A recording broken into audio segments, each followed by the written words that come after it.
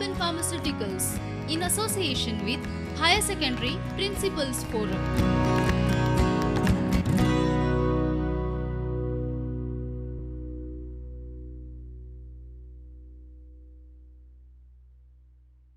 Yes, very welcome to you all, and I am here before you to present on the topic that is kings, farmers and towns, that is the early states and economies 600 BCE to 600 CE.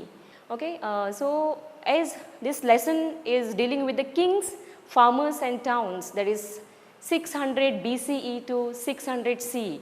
Remember, my dear friends, this topic when we deal about, okay, when we say, okay, we have seen the states, we know there are different states at present, and we are aware of these all metropolitan cities and various states which are there in India.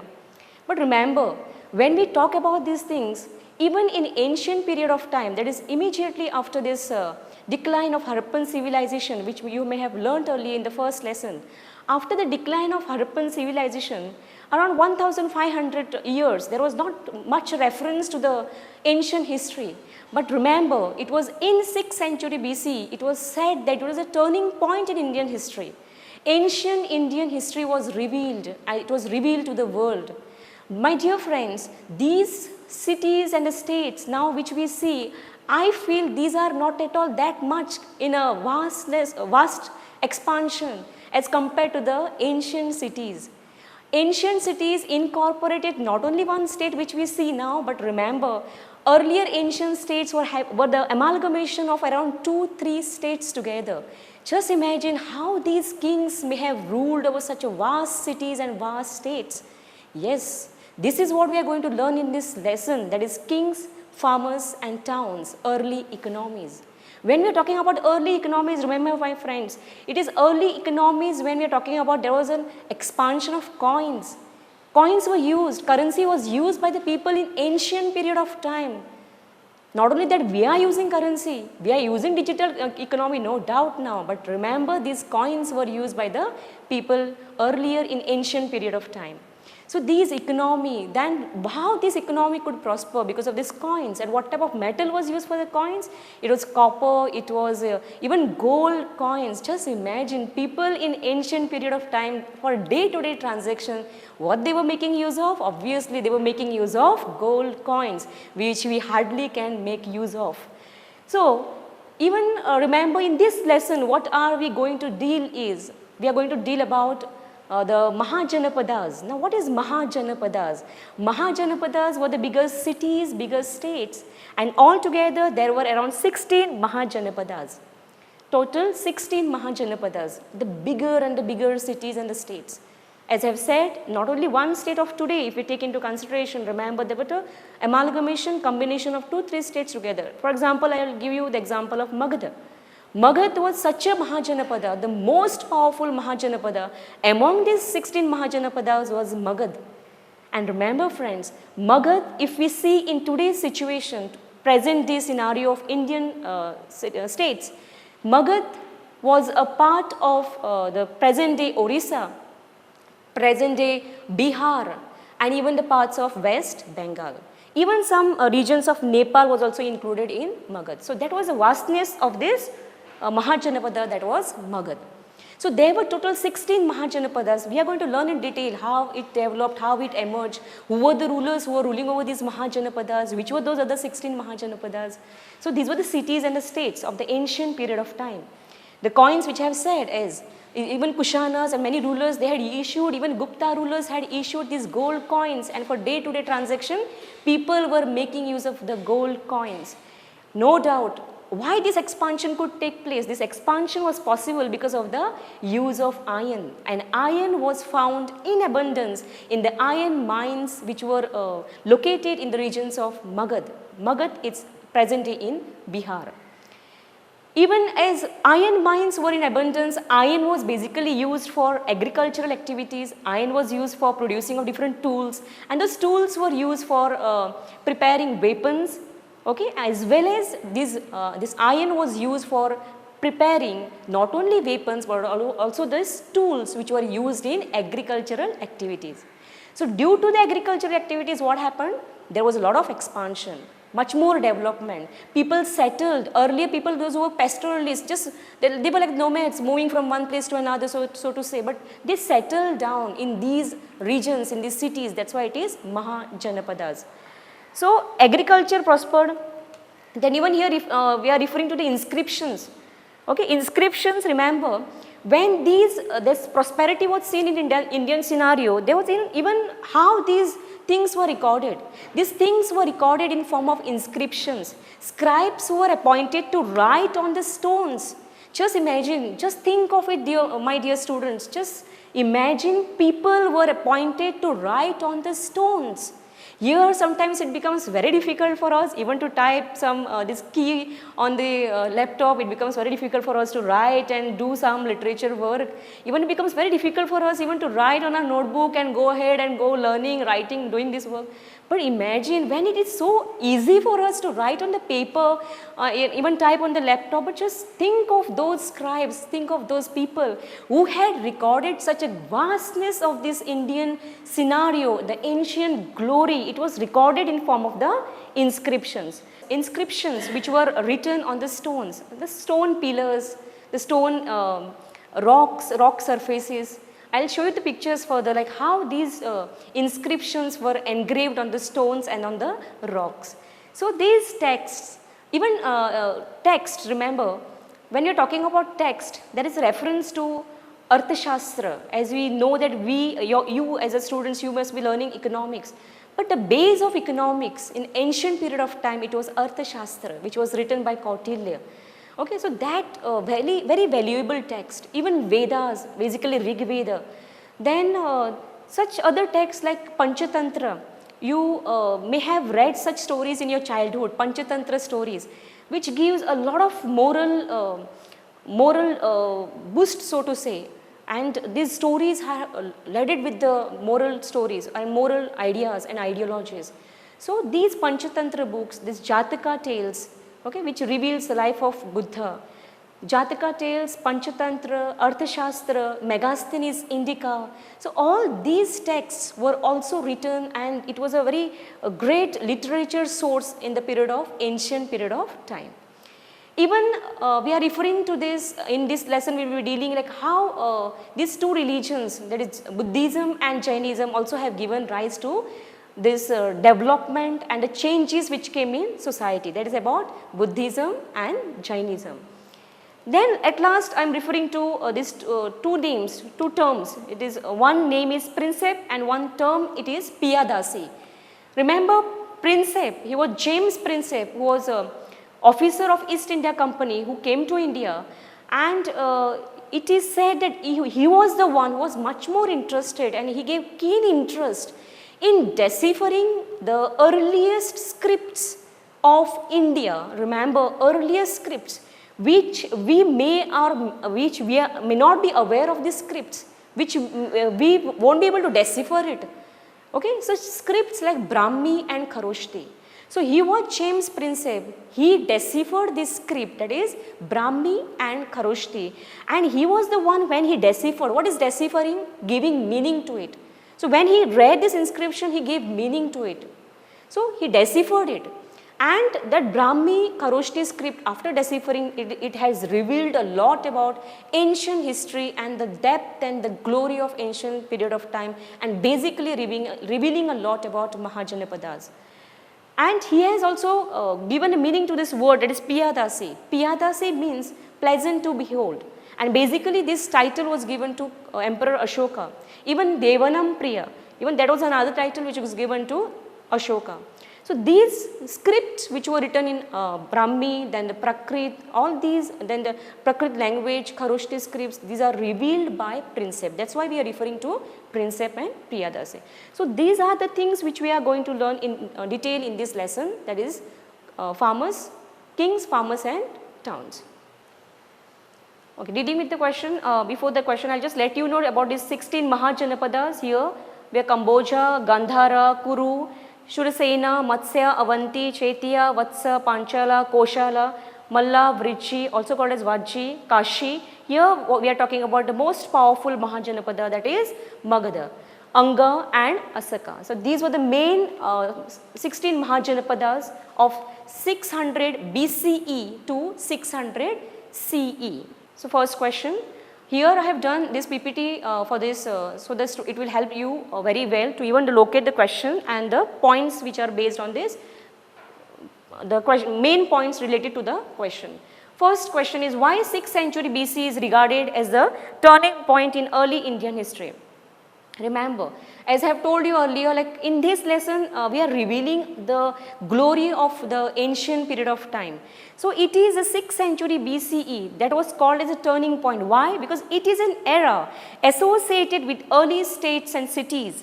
Growing use of iron led to the development of coinage. It led to the growth of Buddhism and Jainism.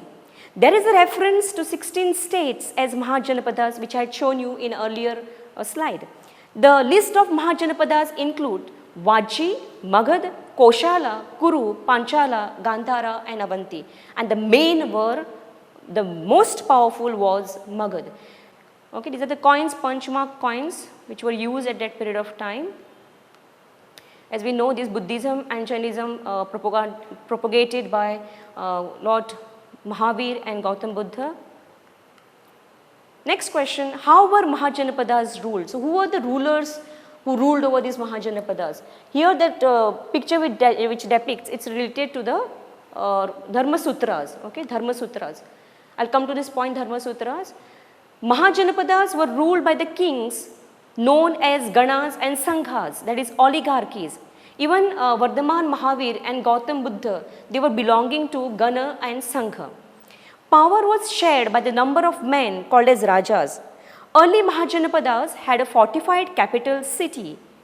Brahmanas composed Sanskrit text known as Dharma Sutras, and it laid down the norms for the rulers and advised to collect taxes from traders and artisans. So here kings were ruling, but how, in what form? It was in form of Ganas and Sanghas. And Dharma Sutras, I mean details were written in a text called as Dharma Sutra, and in Dharma Sutra the rules and regulations were laid down to the kings how to rule, whether to collect taxes or whether to collect taxes from the peasants, from the artisans, from the merchants. So that was also details were given in Dharma Sutras. Similarly, there was also fortified city of these Mahajanapadas. Okay. So Janapadas and Mahajanapadas were fortified so that other Mahajanapadas should not attack those regions. That's why fortification of the Mahajanapada was something which was a main feature of Mahajanapada. Okay, so that is about how were Mahajanapadas ruled. Next question is how Magadha became the most powerful Mahajanapadas. Remember, how is it that Magadha became such a powerful Mahajanapadas among all these 16 Mahajanapadas? First and foremost reason, remember, it was agriculture which was most productive in Magadha. And this agriculture became most productive in Magadha because of iron mines, which I have said earlier in introduction. It was because of the iron mines. Iron mines were in abundance in Magadha region, that is in present-day Bihar. And they could extract iron very easily for the production of these different tools which were also used for the agriculture purpose. Okay, and that is the main reason, and as well as tools were, this iron was used for preparation of weapons too. That is how these iron mines provided resources for making tools and weapons. That is another very important point which made Magadha the most powerful Mahajanapada. Elephants were important component in the army and were found in the forest of Magadha. So obviously at that period of time, no doubt these animals were used in army. And elephants, as there were thick forests in the region of Magadha, the animals were brought, basically elephants were brought, and it was used in the army by the rulers of Magadha. Ganga and its tributaries provided means of cheap communication. Here if you can just minutely observe, Ganga flows from this region and it crosses the region of Magadha. Okay, this Ganga and its tributaries. So this Ganga and its tributaries provided the best means of communication for the people of Magadha. They could transport their goods, whatever they wanted to transport, they could transport through the riverine route, which was much more easy for them to transport, and it was easy as well as it was very cheap, And no doubt even the Ganga and its tributaries, their water was used by these people for the irrigation purpose too. And that is another reason why Magadha became the most powerful Mahajanapada. Next is its Buddhist and Jaina writers, they attributed its power to the policies of ambitious kings like Bimbisara, Mahapadmananda and their ministers. So before Chandragupta Maurya, when we go and learn about the part before Chandragupta Maurya, remember even there were the famous kings like Bimbisara, Mahapadmananda, and after Mahapadmananda it was Chandragupta Maurya, okay, who later founded Mauryan dynasty. So these kings also have done a lot of contribution for the development, had done a lot of contribution, and that is how they could also contribute for the upliftment and the development of this Magadha region. So these are the most important points which are highlighted over here. One is agriculture, iron mines, elephants, Ganga and its tributaries and the different kings. So all these factors were responsible to make Magadha the most powerful Mahajanapada among all these 16 Mahajanapadas. Next question. What are the different resources available for the reconstruction of Mauryan history? First and foremost, remember, it includes archaeological finds, especially sculpture and the account of Megasthenes. When you are talking about these archaeological finds and the sculptures of Megasthenes and the accounts of Megasthenes, remember, when we are talking about Megasthenes, question arises, who was Megasthenes? Megasthenes was a Greek ambassador who came in India and who remained in the court of Chandragupta Maurya. And King Megasthenes, ambassador Megasthenes was sent by Seleucus and he was sent to India, and Megasthenes remained as an ambassador in the court of Chandragupta Maurya. When he remained in India, he was a Greek personality, just remember, he was from Greece. But when he remained in India, he learnt in detail, he observed what was happening in the Mauryan administration, how the kings were ruling, what were the different committees, how they were trying to administer such a vast region. So he had noted down in his book, Megasthenes' book, and the name of the book was Indica. And in Indica, he has given a very detailed description of how the rule was carried out by Mauryan dynasty. So his account, that is Indica, serves as the best important source to learn about Mauryan region, Mauryan dynasty, Magadha region. So as well as different archaeological finds, as I have told you all about these stone inscriptions, stone pillars, even the sculptures, various statues, all this serves as a very important source to learn about Mauryan history. Arthashastra, as I mentioned earlier, Arthashastra is today's, we will say, modern economics, and ancient period of time it is a base of economics, it was Arthashastra, and Arthashastra was written by Kautilya, other name was Chanakya. And he was a person who was responsible actually to settle for the flourishment of this Mauryan dynasty. Mauryas were mentioned in the Buddhist, Jaina and Puranic as well as in Sanskrit literature. That's why we get a lot of information about these Mauryas. From where? From the Buddhist, Chinese and their literature. Inscriptions of Ashoka, which were inscribed on the rocks and the pillars, are regarded as the most valuable source. Ashoka inscribed his messages to his subjects and officials on the stone surfaces. Remember, Ashoka is to give the messages to his people. How he could give the messages to his people? If now we see, we have a lot of facilities are available, digital world wherein we can pass our message to everyone anywhere. But imagine when we are talking about ancient period of time, how these people, how these king may have passed their messages. How this king may have passed their messages to their subjects, and this was done with the stone and the rock edicts, even on the natural rocks and also on the rock pillars. So messages were inscribed, written on the stone pillars. What was the political structure of Mauryan Empire? Like when we have said, okay, this Megasthenes has mentioned about this administration, even Kautilya has written a lot about administration, about economy. So what is referred in that, and even how do we get even information from the rock edicts? There were 5 major political centers of the Magadha Empire, and earlier capital of Magadha was Rajgaha, and Rajgaha is present day Rajgir, which is there in Patna. Rajgaha means a house of the kings. That is a Prakrit and all these ancient languages which we are not using now, Prakrit, Pali, okay, these are the known languages. So these language, in those languages these things were written, and remember it was a capital was Rajgaha. Then from Rajgaha the capital of Magadha was shifted to Patliputra, and Patliputra is present day Patna, which is in Bihar. Okay. So capital was Rajgaha and then shifted to Patliputra, and the provincial centers were Takshila. So here you can make out this Magadha. Okay, as I said earlier, now present day if we take into consideration, present day it's a part of Orissa, it's a part of West Bengal, it's a part of Bihar, it's a part of, see, just imagine such a vast empire. Okay, and the main political centers were, first was Patliputra, 5 political centers. One is Patliputra, Takshila, Ujjaini, Toshali and Suvarnagiri.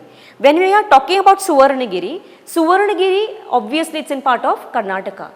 Okay, such a vastness, I mean even Magadha is to have their trade links to different regions of here, Takshila this region, then Toshali, even Suvarnagiri. So these were the 5 political centers of Magadha. Suvarnagiri was important for tapping gold mines in Karnataka, and why it was famous for? Suvarnagiri was famous for tapping gold, and there were gold mines in Karnataka. The next question, it deals, it's very important as I have said earlier, like Megasthenes, what information does he provide about the Mauryan administration? As he had come from Greece, he remained in the court of Chandragupta Maurya, remember, as he was ambassador. In his book Indica, he has referred to these committees, very important. Just imagine such a vast empire. Question arises, how it was ruled by these kings? What information did Megasthenes provide about the military activities of the Mauryans? So first and foremost point, remember, Megasthenes mentioned a committee with 6 subcommittees for coordinating military activities. Megasthenes was ambassador, as I have said, he was ambassador in the court of Chandragupta Maurya. He has referred about these 6 committees and subcommittees, and these were the committees which were carrying out their work, and that is why we can say that yes, it was Magadha which became very powerful. Maybe these committees which were appointed by the kings, they worked so well and they did and performed their duties so well with the integrity, and that is the reason why these committees and their work could make and take Magadha to a great glory. And obviously one committee which was appointed, it was just appointed and it had to do exclusive work of looking after navy. So one committee only looked after navy, provision of the ships, how to build ships, whether to build ships and whatever kind of the ships they were needed. So what type of wood to be brought and how to be brought and who to be employed to build such ships, and all such naval activities may have been carried out by that particular committee, that is called as the Committee for Navy. Second committee managed transport. Okay, one committee navy, second committee it looked only for transport. The third committee was responsible for foot soldiers. So how many foot soldiers to be appointed, how many to be employed, how many to be promoted. Okay, all that work and the task was carried out by this third committee which was appointed to look after foot soldiers, okay, which we also say infantry, okay, foot soldiers. Fourth committee was only made to look after the horses. As I have said, Magadha became powerful, no doubt it had really great military strength, and how that military strength was possible at early period of time, remember ancient period of time, obviously they were making use of these animals, especially elephants, horses, and they were in need of horses too. So this particular committee, fourth committee, they exclusively looked after the horses, supply of horses, bringing different type of horses from different regions. It was not abundantly used, available in India. They were getting from different regions. So how many to be brought? So from where to be brought? So that work was done by this committee which was looking after only horses. The fifth committee was only appointed for the chariots. Now what is chariots? Chariots, as you may have seen in different serials which are depicting about, like for example, epic which depicts epics of India, for example Mahabharata, Ramayana, you may have seen the chariots, Rath. Okay, so these kings and these senapatis and all, they just sit in this Rath, that is chariot, and they go on the forefront for the warfare. So building or making of these chariots, so even that work was given for a particular committee, and that committee was doing that work. Not other work was done by those people. So those officials were exclusively appointed to that particular task. And I could say because of these committees, obviously the military strength was much more powerful of Magadha. So fifth was for chariots and the sixth for the elephants. So this sixth committee looked only for the elephants, looked after the elephants, the bringing of the elephants, all that work was carried out. So these 6 committees play a very important role, remember, and these 6 committees are systematically mentioned in the book written by Megasthenes, and that is Indica. The activity, even there was committees as well as subcommittees, and the subcommittee's activity was for arranging of bullock carts to carry equipments, procuring food for the soldiers and fodder for animals, recruiting servants and artisans to look after the soldiers. Obviously, when the soldiers are on the forefront of this warfare and all, obviously they are in need of, they are in, or they may have been in need of the food and fodder, food for the soldiers, fodder for animals. Obviously, without that they would have not survived. So what this committee did, this subcommittee, they provided food and fodder. So this is how the committees were assigned a particular work, and that is how they manage with their military activities. Here this sculpture indicates how this they have depicted over here the chariots, okay, even the horses you can see very well, even the elephants which are shown over here. So it means obviously these things were used, and this is a very nice sculpture. So remember, even the sculptures also serve as one of the most important source to learn about history, ancient history. The question is, what efforts were taken by Ashoka, the great emperor Ashoka? Remember, as I have said, after Chandragupta Maurya, he was Emperor Ashoka who had taken Indian history to a great glory. And what efforts were taken by Ashoka to spread Buddhism? Even he was the one who propagated Buddhism. And he was the one, Ashoka, he just a kind of a picture which is depicted over here. Even we are very much aware of this Ashoka Stamba, okay. So he was the one who appointed Dhamma Mahamatas to propagate the teachings of Buddhism. And Dhamma Mahamattas were the officers who were propagating what is actually the base of Buddhism. And remember, he was not actually dealing with the religion called as Buddhism, but he was propagating Dhamma. Many times the question arises, what is Dhamma?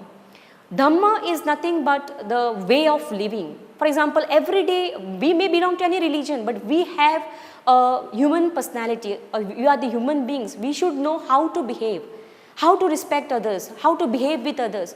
So these are the main specific things which are related or depicted in Dhamma.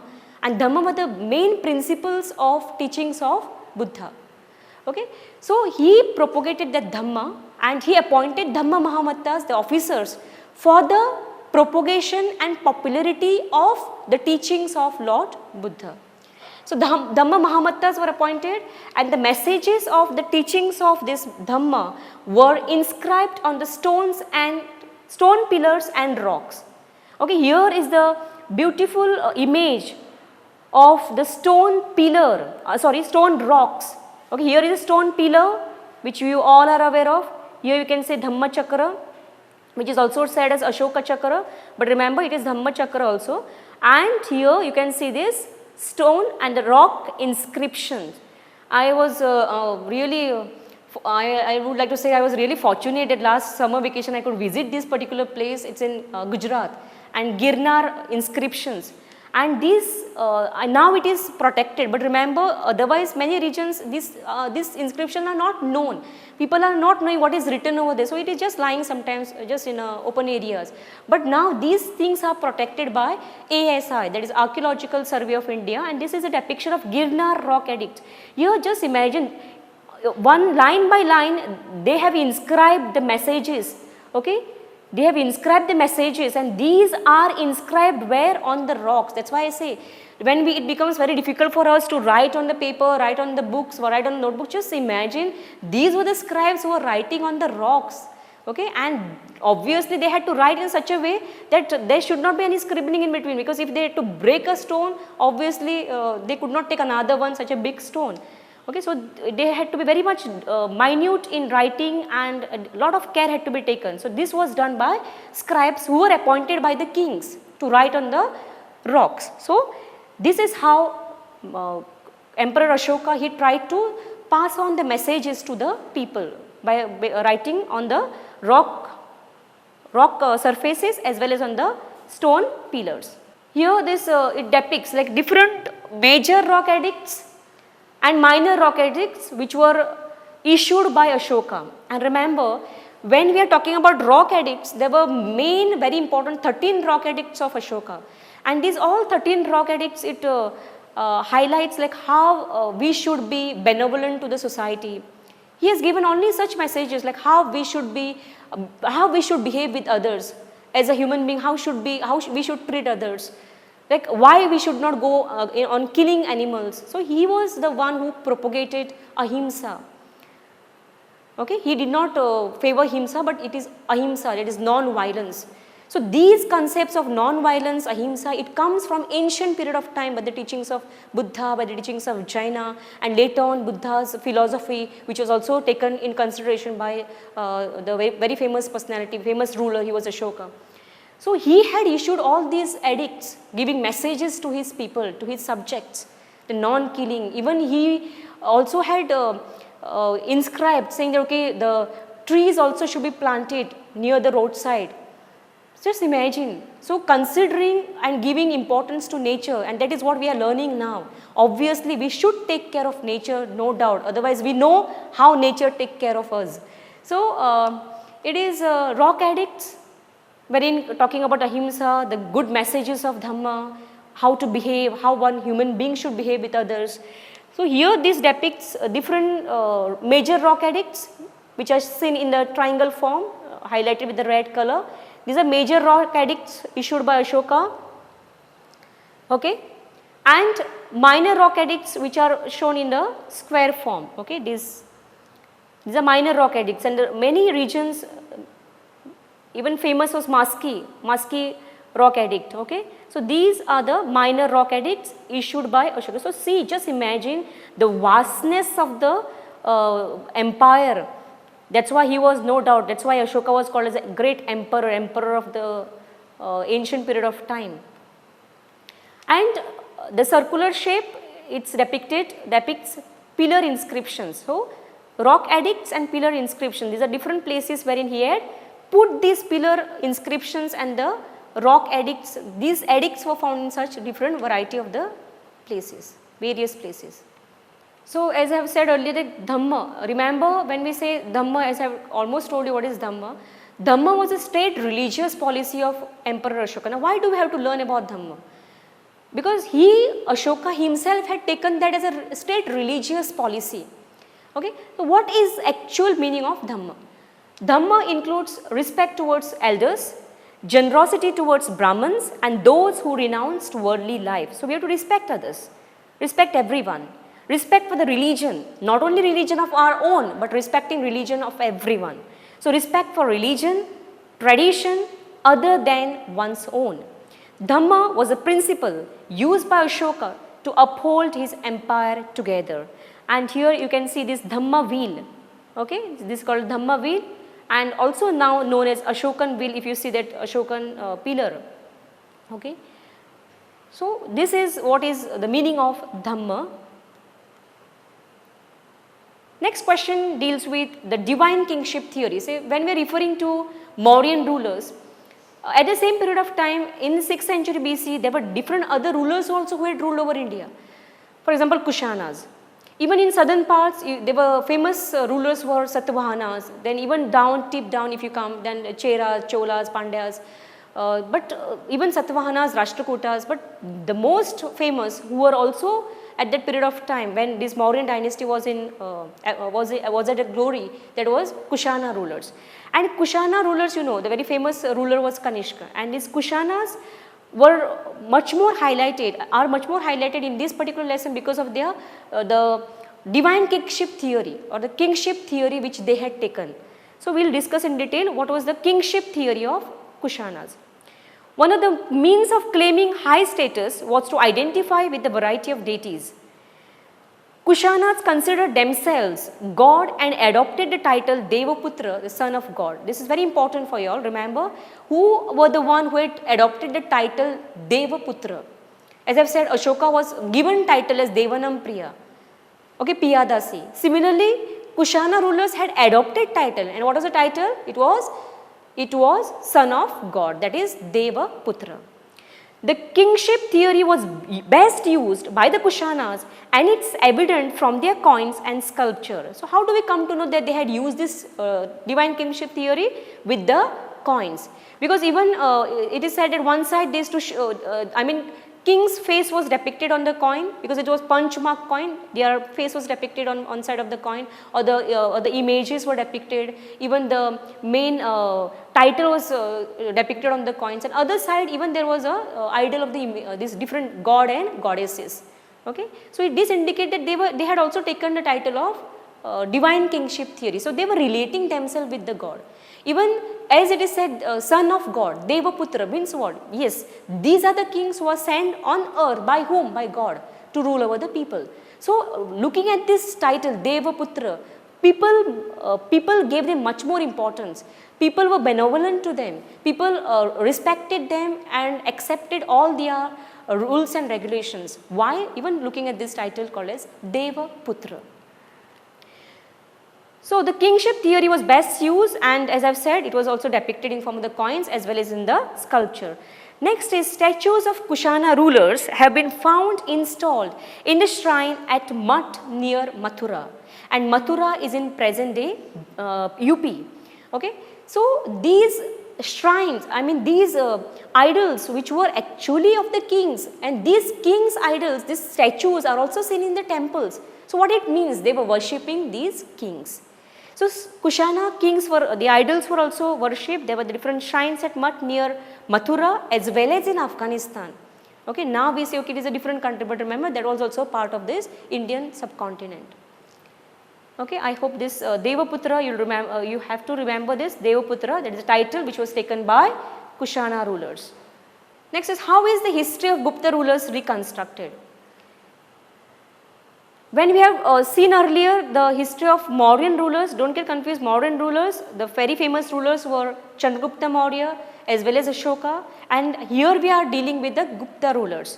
So even this 6th century BC to 600 CE, even these two dynasties, Maurya and Gupta, obviously these two dynasties had taken India and Indian region and Indian subcontinent to a great glory.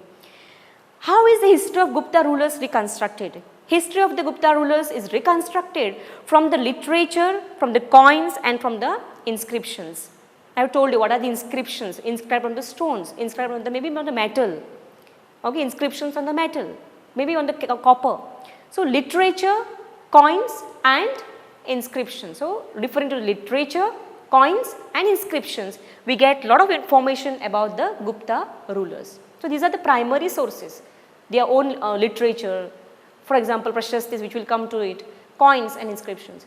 Prashastis, when I said this word prashastis, remember prashastis were composed in the praise of kings by the poets. So these kings were appointing poets to write about them. Okay, so these poets were writing about the kings. Prashastis were composed in the praise of kings, and these prashastis were composed by whom? It was composed by the poets. So these poets were appointed in the court of the kings, and these poets were writing about the particular king. Okay, that is what is called as prashastis, means prashansa, prashasti. And these prashastis were basically written in Sanskrit language. Historian draws factual information from such composition. Now see, these historians now they had to draw the factual information, like as poet is appointed in the court of king, obviously the poet would write something good of the king always, no doubt. But historians, when they are taking these processes into consideration to learn more in depth, okay, so these historians have to see and take only the important elements from it. They could not take everything. So what they did, they draw factual information. So what are the facts given in this Prashastis? That factual information is taken by the historians, and from such composition, okay.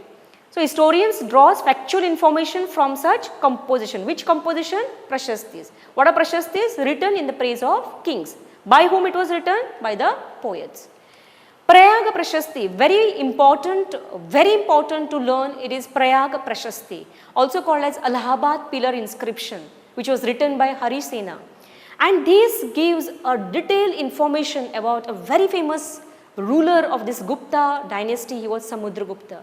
You must have heard and learnt about him. He was a Samudragupta who had issued very different type of coins, basically gold coins. He was a lover of music, and no doubt even he had taken Indian history to the glorious point at that period of time. He was Samudragupta.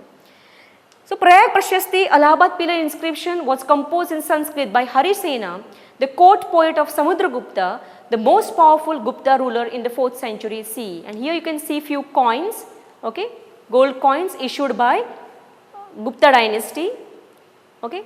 And here you can see a pillar, a stone pillar. Remember, here they have highlighted this part is highlighted over here, and this is what is the inscriptions on that pillar, okay. So this inscription, just imagine these epigraphists, these archaeologists, basically epigraphists, they have to read in detail like what was written on that. So they had to know that language. As I have said, James Prinsep, he could decipher Brahmi and Kharoshthi script. So they had to learn that script which we may not be aware of. So they did it and they deciphered the meaning, what was written. No doubt Prayag Prashasti was in Sanskrit. And when this information is given about the coins, remember ancient coins and information related to the coins, it is given by the department of numismatics, okay. And those who are the scholars, they are the numismatists who study the coins, and they are the one who learn more what are the dynasties mentioned over there, whose image it is, okay. That is about this is how the history of the Gupta rulers is reconstructed. Okay, what were the different strategies used to increase agricultural production in 6th century BC? Now, when we are talking about 6th century BC, from 6th century BC till 600 CE. So, shift to agriculture, plough agriculture, irrigation through wells and tanks. So, this is one very important point which gave rise to the agricultural production. Even some points we have seen earlier. The spread of agriculture in fertile alluvial river valley such as those of Ganga and Kaveri. Iron tip ploughshare, because as iron was available in abundance, they made use of this iron to prepare tools for agricultural activities as well as tools or the weapons for the military activities. So, iron tip ploughshare here in this case was used to till the alluvial soil in the areas which had high rainfall. In the parts of Ganga valley, production of paddy increased with the introduction of transplantation.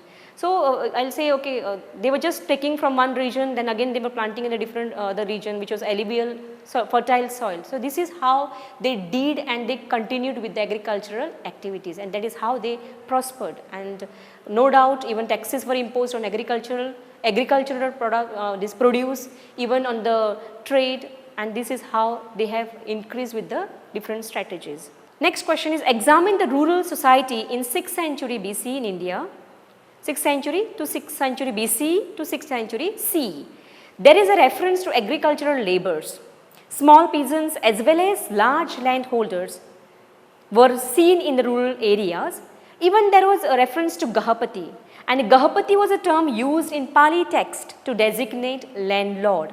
The large landholders and the village headmen emerged as powerful figures and exercised control over other cultivators. So, remember in this question, as I have highlighted in this particular points, Gahapati, remember Gahapati was what? It is a Pali term. As I said, Pali, Prakrit, these are the ancient languages okay, and their scripts were Brahmi, Kharoshthi. So in this Pali term, Pali text, they have several times they have found this reference to this word called as Gahapati, and Gahapati, according to the scholars, it means the landlords. Okay, as in previous slide we have seen that Gahapati was a landlord. No doubt Gahapati is also referred in different context. Like Gahapati was also the owner, master or the head of the household, who exercised control over the women, children, slaves and workers who shared a common residence. He was also the owner of resources, land, animals and other things that belonged to the household. Sometimes the term was used as a marker of status for a man belonging to the urban elite, including wealthy merchants. Okay, so this is what the term Gahapati means. So it is not only referred as a landlord, but it is referred as in a different context, as a head of the family, okay, head of the resources, owner of the resources. Explain the policy of land grants. And while dealing with the policy of land grants, remember here, we are referring to a very famous queen. She was Prabhavati Gupta. Some of the inscriptions were on stone and copper plates written in Sanskrit. The grants, that is land donations, were made to the religious institutions and to the Brahmins. Religious institutions, here we can say temples, and even the lands were donated to Brahmins.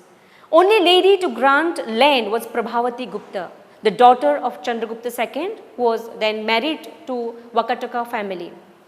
And here she is an exceptional case, because in ancient period of time we will say, okay, there was no much status for the women and there is no much reference to the women and their position. But remember, here we have an exceptional case wherein Prabhavati Gupta, she was a queen, and her name, and in the copper plates it is referred that she was the one who donated lands, who gave land grants.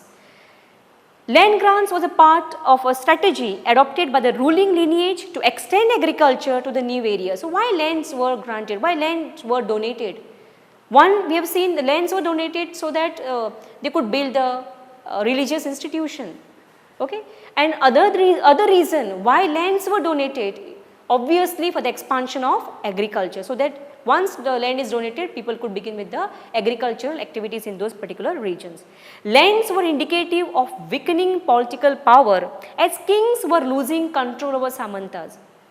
So no doubt agricultural lands or the donation of lands was good for the expansion of agriculture, for the expansion of empire, no doubt. But also remember, these land grants which was given, also there were the Samantas, and these Samantas were the one who were the you can say local chieftains.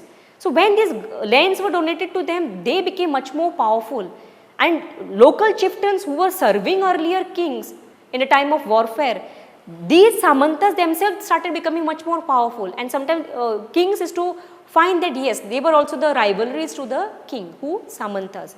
That is what the Samantas means. Samantas were the local chieftains who used to live on the local resources. Land grants provide some insight into the relationship between the cultivators and the state. So these land grants gives an information about the relationship between the cultivators and the state. Here down you can see the image of copper plates. Okay, such type of copper plates, not only inscription was seen on the or written on the stones, but also remember inscription was also written on the copper plates. So such type of copper plates are found belonging to the ancient period of time, which indicate like they have inscribed, written who had granted land, to whom the land was granted, and many more information is revealed also with such copper plates. Okay, so this is about the policy of land grants, that is donation of land, an exceptional case which I have told you, that is about Prabhavati Gupta, Queen Prabhavati Gupta. Examine the urban society of Mahajanapadas. So how was the urban society of Mahajanapadas? Kings and ruling elite lived in the fortified areas, which I have also earlier informed to you also. Mahajanapadas, it was fortified, it was walled. Okay, it was walled, and different Mahajanapadas had to wall because others had they were avoiding so that others should not attack them. Okay, they don't wanted any other Mahajanapadas to attack these Mahajanapadas. That's why it was walled. So the kings and ruling elites, they lived in the fortified cities. They protected themselves.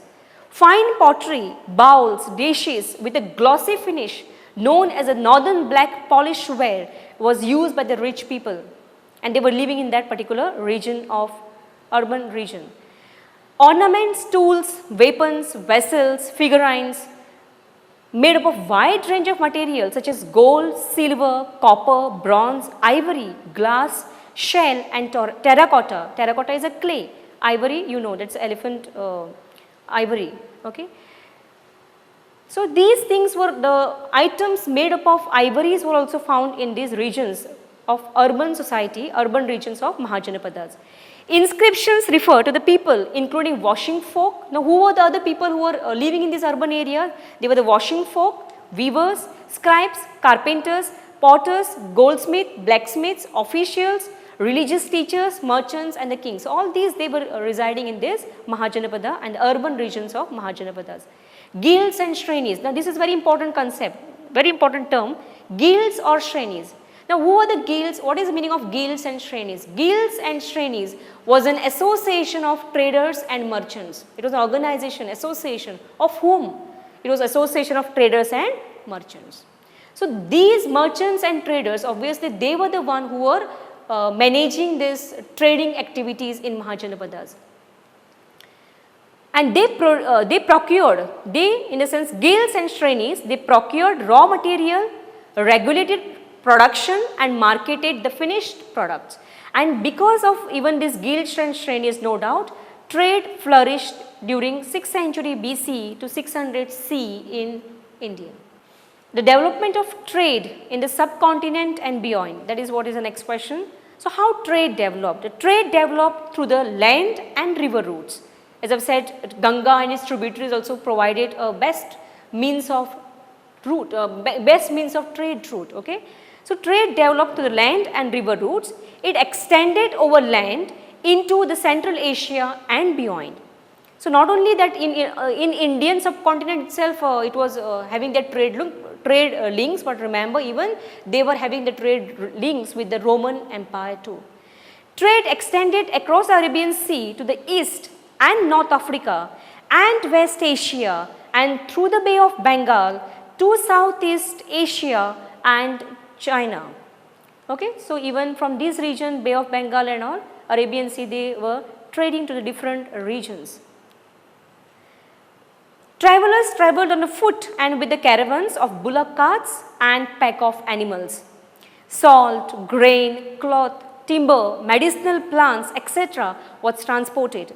Spices, especially pepper, were in high demand in the Roman Empire. As I have said, Roman Empire also had trade links with ancient Indian subcontinent, remember, and that is how can we make out that they had trade links, because hordes of Roman coins are also found in Indian region.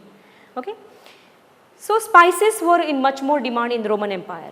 Textile and medicinal plants were transported across the Arabian Sea to the Mediterranean. Guilds, and again here there is reference to the Shrenis, which helped in development of the trade in 6th century BCE. Examine the monetary system in Mahajanapadas. This information related to the monetary system about the coins that is given by the detailed study of the numismatics. Okay? And punchmark coins.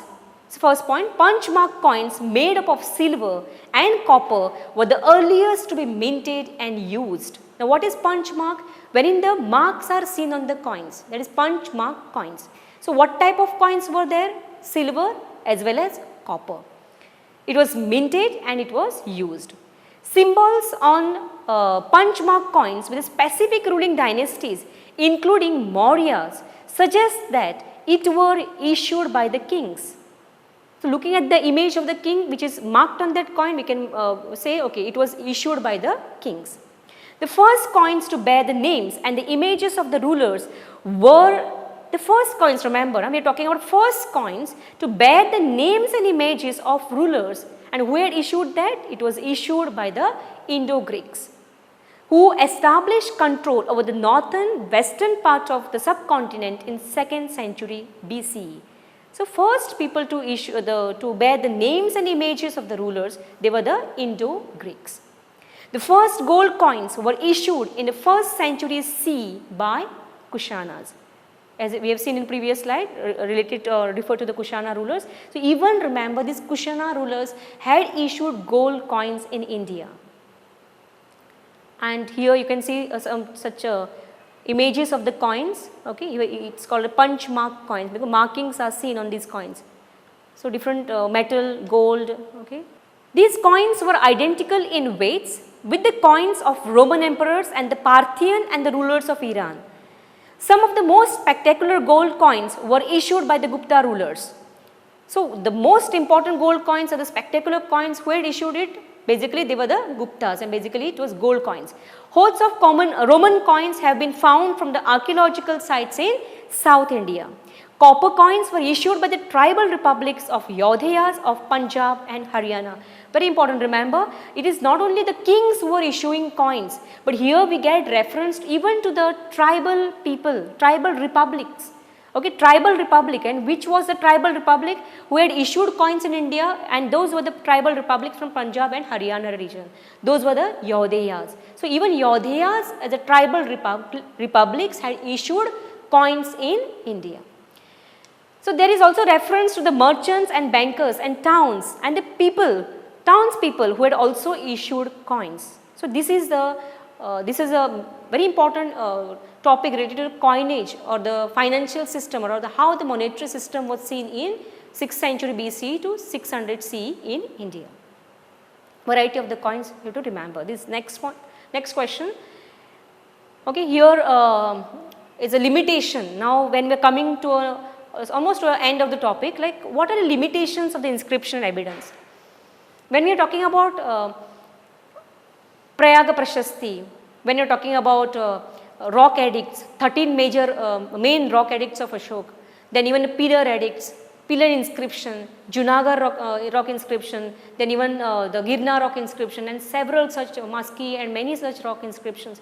When we are talking about those things, remember what are the limitations of this inscriptional evidence. When these epigraphics are learning about all these things, they find a lot of problem. Why and what is the main problem? Because these rock edicts and rock pillars were just lying in a climatics. These pillars, these stones have witnessed different varieties, different type of climate. Okay, and as it is lying open, obviously these letters have been deteriorated. Okay, so you cannot see all the letters. Some letters are missing. So some missing letters is a kind of a limitation.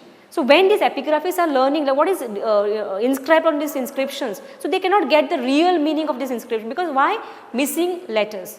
Then even sometimes the letters are not clear, so unclear letters. Even certain things are not mentioned. When we are saying certain things are not mentioned, remember, only the messages which were issued by these kings to the people, to the subjects, these things were seen in those rock edicts. But much information is not given about the farmers, the artisans, that society.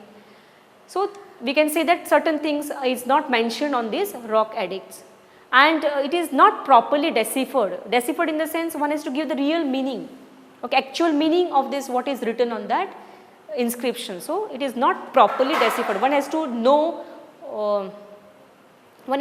what is the meaning which is revealed or which is hidden in this particular inscription. So one has to know the script very well. That is Brahmi and Kharoshthi, which I said were the main ancient scripts, and through which we get information about Mauryan dynasty, about Gupta dynasty, about the different dynasties and the different rulers who had ruled over India in 6th century BC. Okay, so to conclude this lesson, remember you to remember these 16 Mahajanapadas. Without these Mahajanapadas, obviously Indian history would have not been glorious. And remember the very powerful Mahajanapada, that is Magadha. Even we have seen how it became powerful, how it was ruled, which are the committees which became very powerful, okay, how these committees were doing their duties very well. So these committees, 6 committees, sub-committees, Mahajanapada, and even how these were fortified, this issuing of coins, the stone inscriptions, rule of Mauryans, rule of Gupta dynasty, very powerful rulers like Ashoka, and other rulers too. Even Samudragupta, as we have mentioned in the Gupta rulers and Gupta dynasty. So these rulers, these Mahajanapadas, issuing of coins, then issue of different variety of coins made of different type of metal, stone inscriptions, pillars, then religion, all these this has contributed for the upliftment of the society, and that is how we can see the glory of ancient India from 600 BCE to 600 CE. So, also find out much more in details about this particular Mahajanapadas and revealing history of these Mahajanapadas. Prudent Scholars, powered by Lupin Pharmaceuticals.